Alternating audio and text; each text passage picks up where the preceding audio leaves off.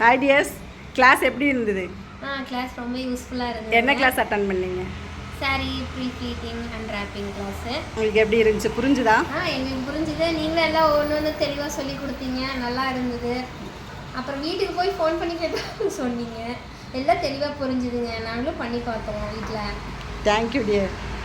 இந்த கிளாஸ் நிஜமாலுமே ரொம்ப யூஸ்ஃபுல்லாக இருந்தது. நானும் எல்லா பக்கம் நிறையா பக்கம் கேட்டேன், ஆனால் இவ்வளோ கம்மியான காஸ்ட்டுக்கு யாருமே சொல்லித்தரல. நீங்கள் எல்லாம் டீப்பாக எப்படி சேஃப்டி பின் பண்ணுறது முதற்கொண்டு எல்லாம் சொல்லி கொடுத்தீங்க.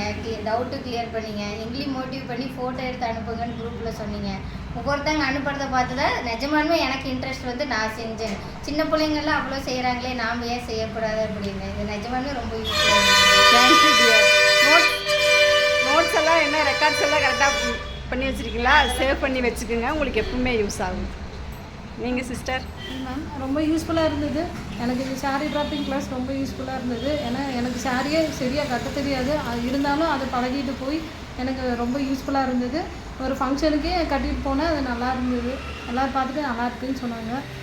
ரொம்ப தேங்க்யூ. Thank you dear. அந்த